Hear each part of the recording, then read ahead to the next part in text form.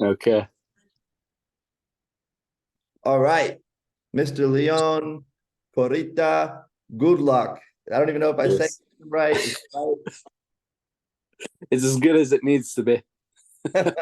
Welcome to the show. We are here at the Armory for another episode with today an unbelievable guest who I've known for I don't know how many years. We've known each other 5+ years at least. Yep.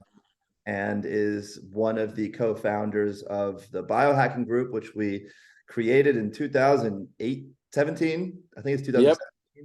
2017. The anti-aging biohacking longevity group, which is notably attended by Dave Asprey, Ben Greenfield, Dr. Holland Chen, Dr. Jonathan Kuo, a bunch of world-renowned doctors, and has over 16,000 members now. So super cool place to be. You can go biohackinggroup.com to find that. And you have written a ton of articles on the blog, which has been awesome and really just been an unbelievable biohacker, anti-ager, longevity kind of guy. So, and inspired me a ton throughout my journey. So, why don't you just start off with a little bit more about yourself and why you are the way you are? Sure. Okay, so my name's Leon. I'm originally from Los Angeles, 37 years old, currently living in London, married with one child, 2.5 years old. And, I think in terms of the biohacking, I probably got into this about a decade ago. My parents were, their health was going downhill. It was quite obvious. And that kind of inspired me to, unfortunately, saying it in a weird way, to not want to end up like they did. They're both deceased now, unfortunately, and it was really, sad how they had to go out. But seeing that just made me feel like, oh, I don't want to do this to my family. I don't want my wife to miss me like that. I don't want my daughter to feel like, what else could she have done to save me? So I'm going to save myself. If you don't take any action in your life, you know what's coming. So my whole attitude the last 10 years has been, how much action can I take, and how can I kind of just take the reins and control of my own future and just create my own outcome. That's incredible. And what do you think distracts people and maybe where people lose their drive to have that kind of mentality, because it's something that I constantly am challenged with. I'm sure everybody is challenged with it. I'm sure you are even probably at Mm. sometimes, right? So how do you like keep your curiosity, your motivation, your drive really high? I think people get overwhelmed, and they use that as an excuse to kind of let themselves go. So, for example, I have a 2 year old, and she's one of my biggest motivations for, going to the gym and eating healthy and doing all these things. I want her to look at me and see Superman, not see, some average Joe that's just the same as everybody else. So I want to inspire her. And, so I use that as my fuel rather than my excuse. I'll be in the gym at 10 p.m. after she goes to sleep and after, dinner is done. But I think a lot of people aren't like that. I also think that, there's a tendency for people to want a silver bullet or a magic pill as opposed to doing the hard work. I've just always been this way. I'm kind of like samurai mindset. I lived in Japan for 8 years. That might have had something to do with it. But I'm not afraid to put in hard work. I'm not afraid to sweat and go through pain. And on the other side of pain, I always say is success. So Having grown up in LA and in the United States, and then also having lived in Japan and now London, how do you see the differences in like culture in regards to that? Do you think that that was like a product of your birth and upbringing, or not at all. Because it's interesting. I'm 37, and I know you're a couple of years younger than I am. But the first time that I heard the word organic, or thought about eating healthy consciously, was when I was in university. I went to Cal Poly Pomona, which is about an hour behind downtown LA. And up until that point, partially because children have fast metabolisms and you're playing sports and all that, and partially because we didn't know any better, I was eating fast food 6 days a week. I was drinking you and me? Coca-Cola, seed oils, I used to fluoride keep all my toothpaste. Coca-Cola cans as trophies on my desk. Exactly, I'm 40 exactly. right here. I was that guy. I was the 7-Eleven Slurpee guy, but I always had a six pack. I had been working out since I was 12. but the diet was horrible. Going to Cal Poly, one of their major, one of their main majors is culinary arts, and that wasn't what I studied. But because they had that major, we had an organic farm on the campus. We had a restaurant that was run by the students. That was a buffet for breakfast, lunch, and dinner, all healthy food. And that's when it really started to kind of kick in for me. I noticed that, like, okay, I'm eating healthy. My performance is going up. My brain fog is gone. I'm doing better in school. Oh wow, and then I thought back and I was like, oh, these kids in grade school who were probably like beating me at all the sports were probably already on this tip, and now I'm on it. So that's kind of where it started. And then going to Japan, I mean, they have a healthy diet in general. It's one of the, Okinawa is one of the blue zones. Even now, because my wife is Japanese, we eat predominantly, an East Asian diet, and I feel super healthy about it. I feel very good about it. Well, that's amazing. It's interesting, growing up. I would probably push you on some of the cultural influences being in California, which was kind of, very ahead, I think, in terms of healthy choices and things like that. Because when you were mentioning it, the two places you think you find healthy food are the schools and the hospitals. And oftentimes those are actually some of the worst cafeterias Yep. that you can find, right? So I was immediately thinking of that. And then, the big thing that I want to ask you about is in Japan. I almost feel like I'm obviously American, so my viewpoint is from that standpoint. But I almost feel like they live very long because of the natural diet. They eat more fish. It's Yep. healthier for them. There's less risk of fish obviously being fed hormones or other things like that because they're generally wild caught, right? Yep. Do you find, I mean, your level of curiosity and your level of drive towards anti-aging and longevity and biohacking, did you find like-minded people like that in Japan? Do you find them in London, or do you just have to go online to find those types? I think you have to go online and find those types. I mean, you and me have been fortunate enough to have a group of like-minded individuals around us the entire time. In Japan, I'll give you three good examples. Natural diet, things they eat every day. So number one, seaweed, right? We all know that that's really good for you. Number two, natto, which is fermented soybeans. I mean, this is literally one of the healthiest foods that you can eat. And going back to the seaweed, it's full of iodine, right? So you need that, and it's been Thyroid. proven. Yeah, most people are deficient in it. And then the fish, as you said, there's fish oil in that, and they're eating. I'm eating fish basically every day. Probably 5 days out of 7, it's fish, and the other 2 days it's meat. And then we have the miso soup and the natto with white rice, green tea, obviously. These are So just it's staples in the diet, right? exactly. So I would say that, during the 8 years that I lived in Japan, it wasn't so much that people were into biohacking. And I think in terms of working out, they're even less interested than, most Westerners. I think that's more of a California thing almost. But Right. the natural way that they live is just so healthy. Right. Lots of walking and Exactly. outdoors and what were the three things again? You said seaweeds, the soybean. What was the soybean? The natto, which is fermented soybeans, natto. Okay. So natto kines. You might have heard some of the doctors online who are against the COVID vaccine these days adding that into their protocols along with bromelain and some other things to kind of prevent blood clotting and things like that. And then fish. And then just fish, your Yep. omega, right? Mainly. Yep. And lean, rich proteins, right? Exactly. And not overeating. So I mean, so there's a saying in Japanese. It's called harahachiba, and that means you eat basically until you're 80% full. Right. And we obviously in America don't follow that. No, and it's bizarre that I grew up in a place that you couldn't leave the dinner table until your plate was full and that was or finished. I mean, Yep. and fully cleaned, I should say. And that was just how it was. You were grounded or in trouble if you didn't eat all your food, and Exactly. but at least, in the last, I think 5 or 10 years, I've heard an idea of, when you sit down at a restaurant, just like immediately split half of the plate and take it to Yep. go. Ideas like that have definitely helped people to kind of portion control, right? Because it's something that Yep. that I think we struggle with. And then it's also kind of a lot of the ways the foods are actually created and Yep. processed here in America that actually leave you kind of just wanting more and more and more.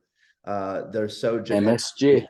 genetically they're very genetically engineered and just human engineered is what I kind of want to say, in that they've really designed this to just keep you wanting more and more and more.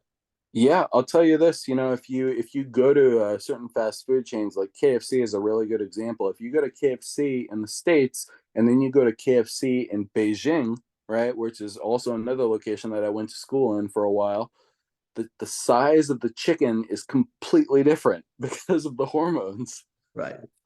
So that's like a scary So, thing too. Like I recently was looking at the different amounts of personal care chemicals that are allowed in the United States versus allowed in Europe, for example. And the list of banned yep, chemicals is over 14,000 in the yep, EU, and it's about 14.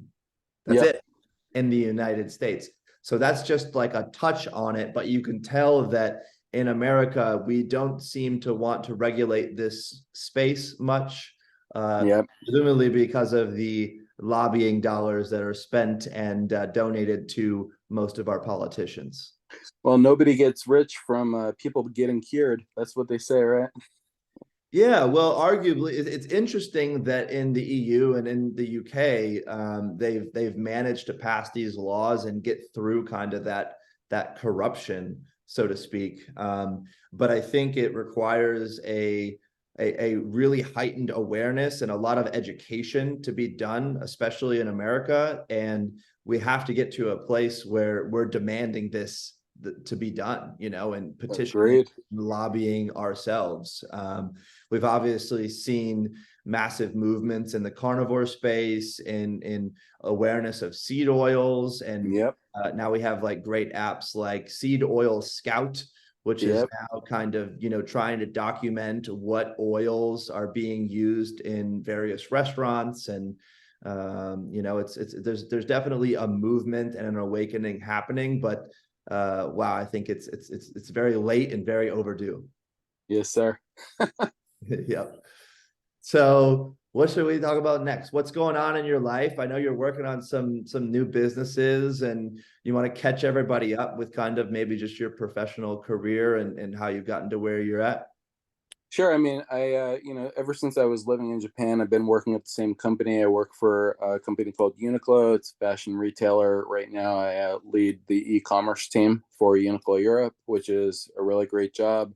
Obviously, it's a Japanese company. We work a lot, but I still, within that long day, find time to hit the gym and still be a father, eat healthy, etc. On the side, until about half a year ago, I was working with one of our mutual friends, Andrew, on one of his new companies, Nilian. And now I'm building a functional gum company on the side as well, with a small group of other entrepreneurs. Most of them are in the US, some are in the UAE. And that's just going to be, I think that functional gum is what do you call it, a form factor that hasn't really been mastered yet. We see companies like Shark Tank, like Neurogum from 2015. I think they're doing about 10 million in revenue a year right now. But I think in terms of sublingual and things that you also, Kyle, talk about, like liposomals and gum, I think there are some form factors out there for health products that we can do a lot more with, and that's what I'm trying to do really right now. Yeah, I'm sure you're being involved in that space are a lot more privy to what innovation is happening in that space, but I haven't seen much from, maybe there's like some nicotine gums and caffeinated gums that are interesting, but like the lack of innovation in that Yep. space, it's certainly apparent. I was at Walgreens this morning and the lady was trying to get me to buy some gum. I've never been much of a gum chewer myself. I was, as a young child, would eat my rainbow Toys R Us, whatever. And, Yep, we followed that every single time, didn't care. Uh, 100%. but never been a big chewer myself, but wow, is it a huge market, I'm sure. 100%. And I think people discount the buccal absorption aspect of doing Yeah, things sublingually, or chewing a piece of gum. And you can definitely get things into the bloodstream a lot faster that right. way. Yeah, So we're trying it out. We're definitely not going to stop at just caffeine gum. There's even been some innovation in the area of caffeine with new molecules like parasyntine, etc. right. So you're going to see a lot of interesting SKUs from us. We're launching in January, and I can just pray for good things. Yeah, so Paraxanthine was really interesting, still is, created by Sean Wells and his Yep. team, Update Energy Drink, and basically they extracted like the three metabolites of caffeine and kind of Yep. found one of the metabolites tended to have much higher properties of causing anxiety and kind of more of the negative effects. So they basically were able to remove that entirely Yep. out of it, thereby creating kind of a new form of caffeine, though it's just kind of lower down the branch, basically, but is less toxic, if you want to use that word, or has more of the positive benefits and less of the negative. Yeah, and Sean Wells was coincidentally, he's a good friend of one of the co-founders. So that's how we got access to be able to use that molecule for our products. Incredible. Yeah, I'm excited to see what happens with that, because I've taken it. I got very addicted to the Update Energy drinks very fast. I'll tell you that. Yep. It was truly a special thing. I've kind of tried to slow down the caffeine intake a little bit. So but a phenomenal discovery and creation. Absolutely. Yeah. I think you were asking about some of the other things that I'm kind of looking at or getting into these days. And I'll tell you, two of the most interesting things that I've stuck my toe into recently. One of them is cryonics. So I signed up for Alcor in the States. If you're into this kind of life after Just death type of freezing your body, thing. correct? Yeah, exactly. So basically, there's going to be a team on site at the moment of your death, as long as it's a planned death. If you're in a retirement home or whatever it is, not in a car accident, and immediately after you die, so that they can preserve as much of the brain in a good state as possible, they'll take the blood out of you and they'll put liquid nitrogen in, and then they'll freeze you, and hopefully in 300 or 400 years we'll be unfrozen and able to live in a better matrix than the current I'm one. hoping like 50 years. I don't know about 300, 400, but we'll see. Yeah, I got my wife to sign up too, and she told me, the only thing that I ask is that you get woken up first, so that if the world isn't what we want it to be, I don't have to wake up. That's pretty funny. That's Yeah, and then I would say the other thing is this blood washing idea, right? So one of these fitness influencers recently, Joe Linder, the German dude, he mentioned it on, I think, the last podcast he was on before he unfortunately passed away. But I'm going to be going to one session in London and doing a technique or using a machine called Ebo 2. And then next year in March, I'll be in Germany, in Hamburg, doing Innospiris, which is basically, them extracting the blood out of your body, infusing it with things, cleaning it, removing lipids to control your cholesterol, removing metals, etc. And so that's going to be kind of like the newest thing that I do, and I'm going to make it part of my annual protocol. Wow, that sounds really bizarre. That's a step beyond. I recently had an event at my house where I met a gentleman here who was doing his own PRP, and I thought that was platelet-rich plasma. I thought that was Yep. pretty unique, which of course requires you to take an IV, draw the blood, put the Yep. blood in a centrifuge. You get a couple different layers there, and then you're taking one of those layers and injecting it back into yourself. So he would Yep. in all different places, even those really special places on your body, which I was pretty mind blown by. I didn't know that I wanted Yeah. to go that far, but he was light years ahead of me on that one. I don't know if I'm going to catch up to him on that. Well, Docere Clinic in Utah, right, where Dave Asprey and Ben Greenfield went, they do the full body stem cell makeover, and unfortunately, for the full treatment, it's like 120 grand. But this is on my bucket list. I'm 37 now, so when I'm 40, I'm just gonna give it as a gift to myself. And they inject you in some pretty special places. Very interesting. Very interesting. What other things are you doing now? I mean, as you get older, 37, is there Hmm. are you in the peptide space? Are you working on anything else that you're open to talk about? Yeah, of course, I talk about anything and everything. First of all, I'm keeping in mind all the basics, right? Because that's what people forget about easiest. Before you know it, your diet is horrible. You're drinking too much alcohol. You're not sleeping well enough. So getting all Foundation, the right? bases covered is a constant thing I remind myself every day. I would say in terms of treatment, the newest thing I've started is TRT slash HGH slash HCG. I also am an avid user of peptides. I'm praying that they don't get very much more difficult to obtain in the near future. It looks like they will be. But the TRT, it's something that I've been kind of dealing with for about 4 or 5 years now, and I had never done it before. I was using clomiphene up until this point. Found out that you're not really supposed to take that for that long, and so my endocrinologist put me on, a regular physiological dose of test. My HGH levels had been chronically low as well, so I'm doing that. It's just a daily injection, simple, and then the HCG just in case I want to have another child in the future. What are the odds of that? You gonna do it?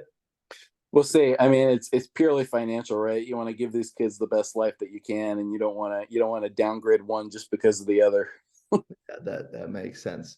And so how long have you been on the TRT, and what was that process like? Going through your doctor, did your primary care doctor refer you to an endocrinologist, or did you just go straight to an endocrinologist? And then was it kind of more of you, obviously you research yourself a lot and you Hmm. do a lot of your own blood work. We've gone through extensive blood work analysis in our Yep. groups, obviously, and kind of making sure that we have one master sheet where we're tracking all of our biomarkers, got all of our Yep. biomarkers on one side, and we got Yep. got all of our dates and where we got Yep. tested, what date it was, and all of the markers there, right? So Yep. we've been building this out, something that it's really kind of an interesting thing, because I think, maybe 20, 30 years ago, you had one house, you lived in one city, you didn't travel that much, you didn't have cell phones, you didn't have internet. So you had one family doctor and he had all your blood Yep. tests, right? And that was it. But that's just not the state that we live in anymore. And now it's Nope. really, and there's no central database, because of HIPAA and other things that where we can collect all of that data. Now, of course, blockchain is trying to address, solutions to this, but Yep. it really requires that you take it on yourself, right? So tell me about how you kind of did that journey, and how you were looking at the numbers, and how you've gotten to where you are with the TRT protocol and everything else. I mean, again, I've been tracking my own numbers for a while, but it's always beneficial to have friends like yourself and friends like Andrew that I can talk to on a daily basis who are doing the same thing. And you maybe have new things that I've never heard of that kind of inspire me to take it a step further. I would say that my faith in the medical institution as a whole, watching what my mom went through with breast cancer and just having really a horrible death is what it was. I just lost all my faith in Sure. conventional medicine and conventional doctors, really. And don't get me wrong, I have friends who are doctors, good friends from when I was in kindergarten. I still keep in touch with them. They're heart surgeons, etc. And so I trust a few of them, but I'm much more of the mindset again that, like, these people are probably going to just want to keep me normal. I'm not okay with that. I'm trying to be optimal. Therefore, I'm going to go out of my way to find young and inspired doctors who understand what people that want to live their best life are really after and are willing to help with that. And there's actually a ton of them out there. Luckily, I found one in London. It was a very, very short conversation, got everything I needed, and I've been on, the protocol for 2 months now. Feel great. That's awesome. That's great to hear. I mean, obviously with my business and kind of the awareness of where I've been going, it's scary to see where the numbers are heading. I mean, pretty much since 1970, roughly year over year, 1% sperm quality and quantity drop. Yep. And the crazy thing too is that it's not only affecting men. Women are also, having more difficulties with miscarriages. They're, obviously going into puberty much earlier, which is, kind of scary. And there's a lot of things that are constantly changing in the environment and around us that we gotta be aware of and figure out ways to combat it. Well, I mean, and everything is really right in front of your eyes, and the wool has been pulled over everyone's eyes for so long. Finally, with the advent of social media, when we were like late in high school, early in college, we realized it. But, back in the day, if you look at old advertisements from the 80s, they were telling pregnant women that smoking cigarettes was healthy. They were telling us that sugar was healthy. They were telling you that fluoride was good for you. Don't miss breakfast, the most important meal of the day. Ridiculous, so it's all a money grab, I right? love And the old pyramid too, the food pyramid, and how now we've gotten a lot of different food pyramids since yep. then, which are Man, whatever they tell me on the news, I do exactly the opposite. If they say red meat's bad for you, my intake, I'll eat a full stick of butter, all of that. that's awesome. Is that generally? I mean, you mentioned a little bit of your diet. Do you incorporate red meat, lots of butter, healthy I do. oils? Yep. I do definitely. Again, I would say probably 80% of what I eat is just, a very Japanese diet. But, other than that, I am doing the chicken. I do the red meat. I can eat raw meat for sure. I eat a lot of liver. I'm not saying that the Liver King is amazing. He's kind of an interesting dude. And, I wouldn't do exactly what he's doing, but a lot of what he says is very, very true. And, I do the butter, the bulletproof coffee. There's something to it. Yep, yep. That's amazing. I mean, when you get down to a lot of those things, you can find the sensationalist influencers all over the place, and you got to be wary on any suggestions that you get from them or social media or the internet in general. But Yep. I mean, at the end of the day, it's how, aware can you be of your own body and how Yep. many things can you test, right? I think that's been a big kind of thesis for both of us, is that we are willing to, try different things to, potentially see if there's, of course, we're limiting the risk and downside as much as we possibly can. And when Yep. it comes to diet and things like that, I think, going on an elimination diet or even, doing extended fasts are, Yep. they're not easy. I can't believe the amount of people that have never done like a 3-day fast in their life. Ridiculous. It's kind of mind blowing because the value that you get out of it, and it's not even the value, it's the understanding of what food is, how your body works, and Yep. it feels like for your body to be depleted of glucose and to be searching for glycogen and then running through your glycogen stores. It's truly, the first fast I ever did was 5 days with Andrew, and it was mind blowing. Yep.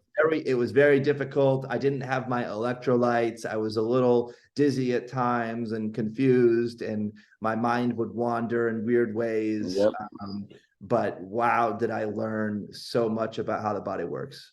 I remember my first fast, and it was only a few years before I had met you, and back in New York, and it was ridiculous. I felt like I had the flu, and I couldn't get out of bed for days.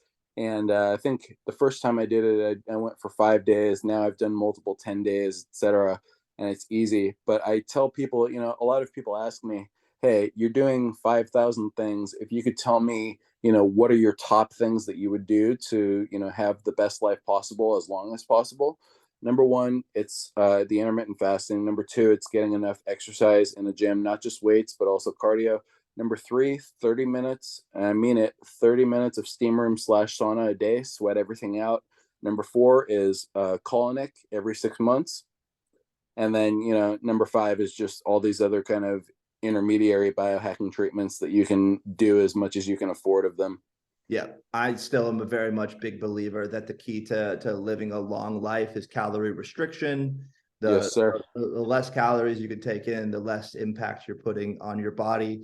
And then when it comes to exercise, I kind of have three pillars of exercise that I try to really dial in, which number one is strength, number two is endurance, and number three is kind of like flexibility and balance. Yep. One of the big things as people get older is they lose that balance component, and one of the actual leading causes of death is a older person tripping, Hips. falling, breaking the hip, going Yep. to the hospital, getting pneumonia, and passing away from that. It's a very Yep. sad thing, but you need to figure out your weight training, some sort of swimming or running. And I have a little balance beam in my backyard that I use, and I now, having just completed the Amsterdam Marathon, I have Mm-hmm. really started to understand the importance of stretching and how Yes. stretching actually basically dilates your blood vessels, bringing more oxygen into the muscle, which Yep. then in turn allows toxins and acids that build up in the muscles to release easier. Well, I think they've also already and I'm 100% a big supporter of stretching and doing all of that and breath work at the same time. They've also basically proven at this point that the amount of muscle that you have on your frame as you get into your 50s and 60s is directly correlated with how long you're going to live a healthy life. Right. And this is why I am really bullish on peptides. And I also hope that they do not ban them, but it's probably going Yeah. to happen because of, big pharma and the money that's there.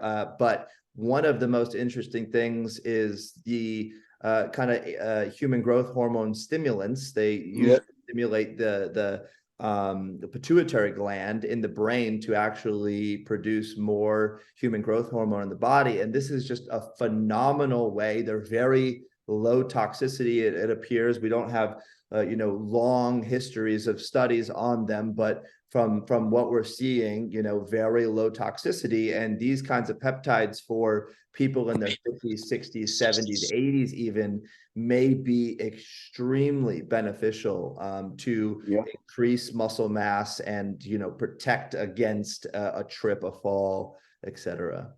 A lot of people talk to me too, and they hear about some of the things I do, and they're like, well, that's not really well researched, is it? Well, for example, metformin, one of the RX meds that I take, is one of the most well researched drugs on the planet.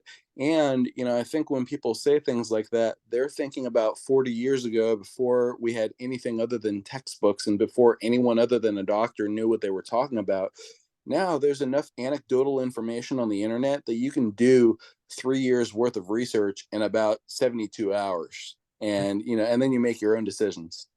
Right. I like to challenge people when they say things like that to try to inverse their statement and think about it the opposite direction, right? So if they're really against something, there's usually some sort of other angle that maybe they're just scared of it, maybe they don't feel like they have the need for it, but everybody, I think, comes around, and eventually you get to a point where you're going to need to start looking for answers. And I think your ability to be more proactive is kind of a choice.